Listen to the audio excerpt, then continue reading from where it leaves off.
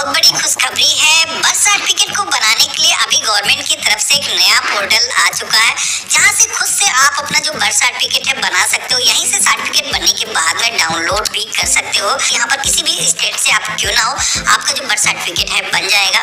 वैसे तो birth certificate जब भी बच्चे का जन्म होता है तो इमीडिएट हॉस्पिटल की तरफ से प्रोवाइड कर दिया जाता है, लेकिन कुछ केसेस में अगर बच्चे का जन्म घर पे हुआ है या फिर उस समय आपने अप्लाई नहीं किया है तो आपको बाद में पोर्टल पर आकर के खुद से अप्लाई करने की जरूरत होती है।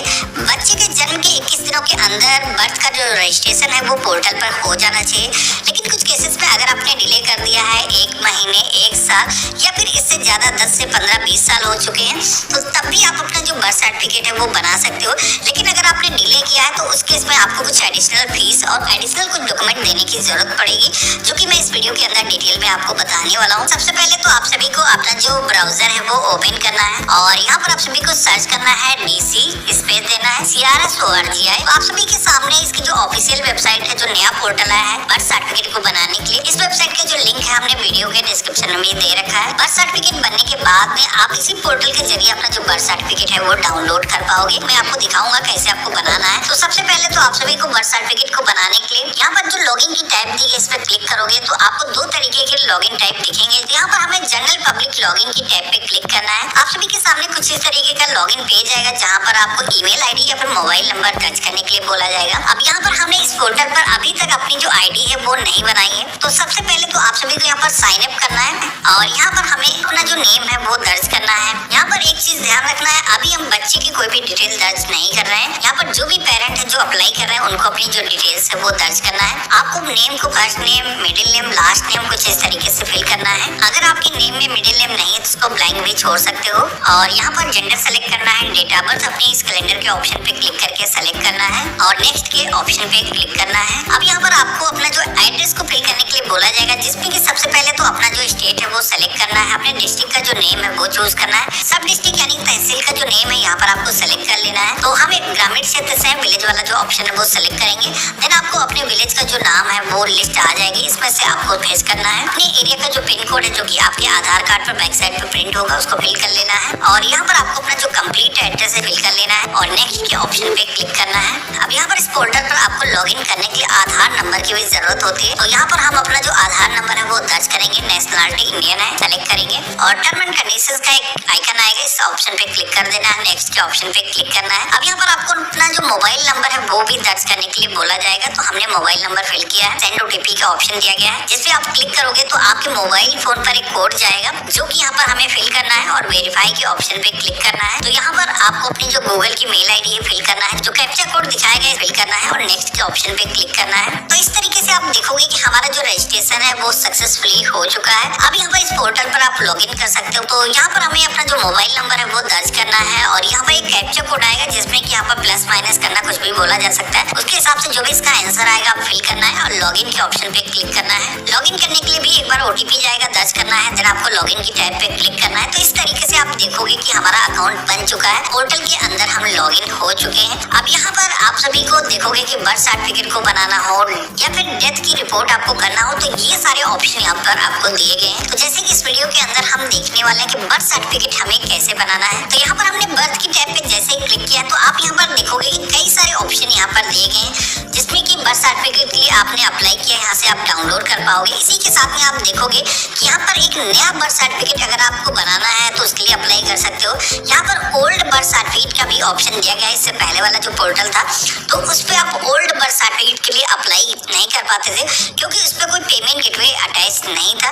लेकिन यहाँ पर क्या है कि आप ऑनलाइन ही जो भी डिले फीस है वो आप पेमेंट कर सकते हो। यानी कि अगर आपने जब जन्म हुआ था उस समय बर्थ सर्टिफिकेट नहीं बनाया, आज 10 साल 15 साल कुछ भी अगर आपका ड्यूरेशन ऐसा हो चुका है, अभी आप बर्थ सर्टिफिकेट अपना बनाना चाहते हो तो आप इस पोर्टल के जरिए बर्थ सर्टिफिकेट बना सकते हो। अब जैसे कि हम यहाँ पर एक नया बर्थ सर्टिफिकेट बनाने वाले हैं तो हमें यहाँ पर रिपोर्ट बर्थ के ऑप्शन पे क्लिक करना है और अपनी जो स्टेट का नाम है यहाँ पर आपको सिलेक्शन करना है। यहाँ पर आप सभी को अपनी जो लैंग्वेज लैंग्वेज है वो सेलेक्ट करना है, जिस लैंग्वेज में आप अपना जो बर्थ सर्टिफिकेट है वो बनाना चाहते हो। डिफॉल्ट इंग्लिश तो रहेगा ही, इसके अलावा अपनी जो रीजनल लैंग्वेज है, जैसे कि हम यूपी से हैं तो यहाँ पर हिंदी हम सेलेक्ट कर लेंगे। डेट ऑफ रिपोर्टिंग के सेक्शन में आज की डेट सेलेक्ट है, आप सभी को नीचे की तरफ आना है। यहाँ पर आप सभी से चाइल्ड की जो इन्फॉर्मेशन है वो आपको दर्ज करने के लिए बोली जा रही है, जिसमें कि यहाँ पर इस कैलेंडर के ऑप्शन पे क्लिक करके सबसे पहले तो आप सभी को बच्चे का जब भी जन्म हुआ है वो जो डेट है इस लिस्ट में से सिलेक्शन करना है। तो यहाँ पर आप देखोगे कि अगर हमने ओल्ड डेट यहाँ पर सेलेक्ट किया तो आप यहाँ पर देखोगे कि यहाँ पर बताया जा रहा है कि जो भी आप पंजीकरण कर रहे हो वो 21 दिनों से ज्यादा हो चुका है, तो उस केस में आपको कुछ डिले फीस इसी के साथ में कुछ एडिशनल डॉक्यूमेंट भी देने की जरूरत पड़ते हैं, जो कि मैं आपको लास्ट में बताऊंगा क्या क्या आपको डॉक्यूमेंट देने होंगे। यहाँ पर हम क्लोज के ऑप्शन पे क्लिक करेंगे। कंफर्म डेट ऑफ बर्थ के सेक्शन में आप देखोगे कि ऑटोमेटिक डेट यहाँ पर कॉपी हो चुकी है। आपको टाइम ऑफ बर्थ के सेक्शन में आना है। यहाँ पर आप सभी को बच्चे का जन्म जिस टाइम पे हुआ है यहाँ पर आपको फिल करना है। बच्चे का जो भी जेंडर है मेल फीमेल यहाँ पर सिलेक्शन करना है।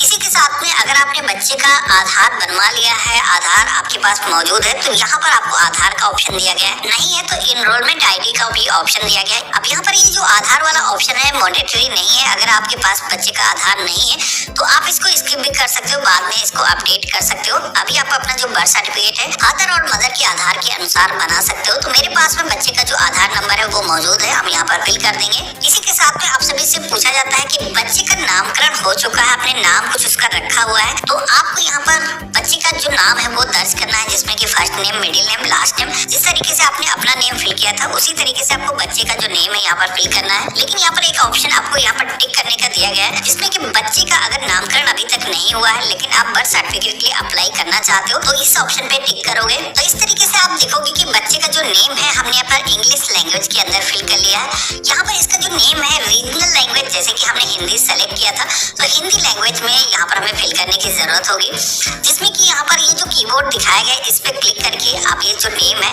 उसको हिंदी लैंग्वेज के अंदर फिल कर सकते हो। अगर ये जो नेम है यहाँ पर सही तरीके से इंटर नहीं होता तो आप अपने मोबाइल फोन में या फिर कंप्यूटर में गूगल हिंदी इनपुट टूल डाल सकते हो, उसके जरिए भी आप हिंदी के अंदर टाइपिंग कर सकते हो। आपको स्क्रॉल करना है तो यहाँ पर फादर का जो नेम है first name, middle name, last name fill करना है। यहाँ पर रीजनल लैंग्वेज में भी आपको नेम को टाइप करना है और फादर का जो भी मोबाइल नंबर है यहाँ पर दर्ज करना है। इसी के साथ में ईमेल आईडी का भी ऑप्शन मिलता है, लेकिन ये ऑप्शन जरूरी नहीं है, हमें आधार नंबर को यहाँ पर डायरेक्टली दर्ज कर देना है। माता का जो भी नेम है दर्ज करना है और जिस तरीके से पिता की सारी डिटेल आपने फिल की है उसी तरीके से यहाँ पर मदर की भी डिटेल आपको दर्ज कर लेना है। आधार नंबर यहाँ पर माँ का आपको इंटर करना है। तो इस तरीके से हमने मदर का जो आधार है वो भी फिल कर दिया। अगला सेक्शन मिलता है एड्रेस ऑफ पेरेंट का, जहाँ पर आप सभी को वो एड्रेस दर्ज करना है बच्चे के जन्म के समय पर जिस जगह पर उनके जो पेरेंट्स हैं रह रहे थे वो एड्रेस यहाँ पर फिल करना है, जिसमें कि एड्रेस अगर इंडिया के बाहर है तो ऑप्शन दिया गया है। मेरे केस में इंडिया में ही है तो यहाँ पर सबसे पहले तो स्टेट सेलेक्ट करेंगे, डिस्ट्रिक्ट चूज करेंगे और सब डिस्ट्रिक्ट के सेक्शन में आकर के तहसील का जो नेम है सेलेक्ट करना है और यहाँ पर विलेज का जो नेम है यहाँ पर सिलेक्शन करना है और जो भी एरिया पिन कोड था वो दर्ज करना है। और इसके बाद में अब आपको कंप्लीट एड्रेस दर्ज करना है जहाँ पर माता पिता उस समय रह रहे थे।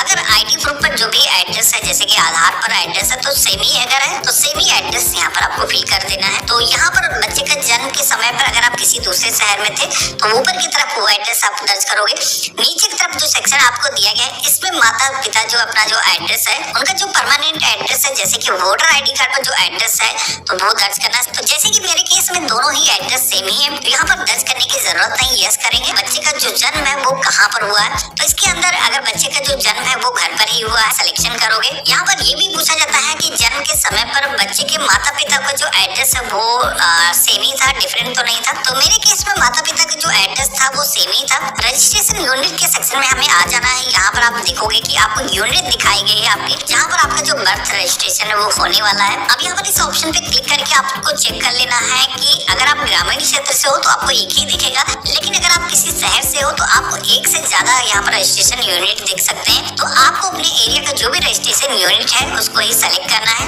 और नेक्स्ट के ऑप्शन पे क्लिक करना है। तो बर्थ के समय पर बच्चे की जो माँ है उसका जो परमानेंट रेसिडेंस है वो कहाँ पर था, यहाँ पर आपको फिल करने का जो बॉक्स है वो दिया गया है, जिसमें कि मोस्टली लोगों के केसेस में ये जो एड्रेस एड्रेस से सेम ही होगा। इस आइकन पे अगर आप क्लिक करोगे तो जो भी पिछले पेज पर आपने एड्रेस दर्ज किया है वो यहाँ पर कॉपी होकर के आ जाएगा। इसके बाद में आप सभी को अदर इन्फॉर्मेशन के सेक्शन में आना है। यहाँ पर हिंदू, मुस्लिम, सिख, ईसाई जो भी धर्म है सिलेक्शन करना है। यहाँ पर जो भी फादर का एजुकेशन लेवल है, कई सारे स्लैब दिए गए हैं, आपको सिलेक्शन करना है। फादर का जो भी ऑक्यूपेशन है यहाँ पर लिस्ट दी गई है, जैसे कि एग्रीकल्चर करता है या फिर उसका खुद का व्यापार है, ऑप्शन दिए गए हैं, आपको उसके अकॉर्डिंग सिलेक्शन करना है। यहाँ पर मदर का जो रिलीजन है यहाँ पर सिलेक्शन करना है और यहाँ पर आप सभी को मदर का जो एजुकेशन लेवल है वो इस लिस्ट में से सिलेक्शन करना है। माता का जो ऑक्यूपेशन है, माँ अगर काम नहीं करती है जैसे कि हाउसवाइफ है तो यहाँ पर लिस्ट में ऑप्शन दिया गया गृहिणी का। इसके बाद में कुछ अदर इन्फॉर्मेशन आप सभी से मांगी जाती है, जिसमें कि शादी के टाइम पर माँ की जो एज है वो कितनी थी यहाँ पर आपको दर्ज करना है। और यहाँ पर इस समय जो बच्चे का जो जन्म हो रहा है उस समय क्या एज होगी यहाँ पर ईयर्स में आपको फिल करना है।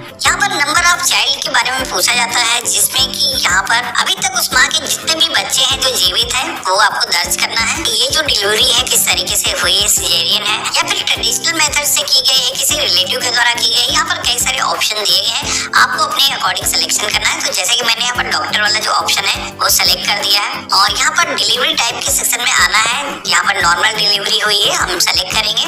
अगला ऑप्शन मिलता है जहाँ पर आप सभी को बच्चे का जो वेट है जन्म के समय पर कितना था आपको दर्ज करना है। माँ की जो प्रेगनेंसी थी कितने हफ्ते की थी आपको यहाँ पर नंबर्स को फिल करना है। तो इस तरीके से हमने जितनी भी इंफॉर्मेशन हमें दर्ज करने की जरूरत थी हमने फिल कर लिया है। अब आपको कुछ डॉक्यूमेंट यहाँ पर अटैच करना है, जिसमें कि एड्रेस प्रूफ। यहाँ पर इस ऑप्शन पे क्लिक करेंगे तो आप यहाँ पर देखोगे कि आप अपना जो वोटर ID कार्ड है या फिर कई सारे यूटिलिटी बिल के ऑप्शन दिए गए हैं, इनमें से कोई भी आप बिल दे सकते हो। आधार कार्ड भी आप यहाँ पर दे सकते हो, ड्राइविंग लाइसेंस दिया जा सकता है। तो हम यहाँ पर आधार कार्ड को सेलेक्ट कर लेंगे और यहाँ पर हम अपना जो आधार कार्ड है ब्राउज के ऑप्शन पे क्लिक करके अपलोड कर देंगे। एक चीज का ध्यान रखना है, यहाँ पर डॉक्यूमेंट को अपलोड करते वक्त कई सारे लोग गलतियां करते हैं कि यहाँ पर इंटरनेट के थ्रू डाउनलोड हुआ आधार ही अपलोड कर देते हैं, लेकिन वो जो आधार है वो पासवर्ड प्रोटेक्टेड होता है, जिसमें एक पासवर्ड लगा होता है और यहाँ पर डिपार्टमेंट इसको एक्सेस नहीं कर पाता है, जिसमें कि आपका जो फॉर्म है वो रिजेक्ट हो सकता है। और ये भी आपको ध्यान रखना है कि आधार कार्ड फ्रंट और बैक दोनों साइडें होना चाहिए, जो कि अगर आप फिजिकल अपने आधार कार्ड को स्कैन करके अपलोड कर रहे हो तो उसको सबसे पहले तो स्कैन करके एक पेज पर मर्ज कर लेना है, जो कि मैंने वीडियो के डिस्क्रिप्शन में एक टूल दे रखा है,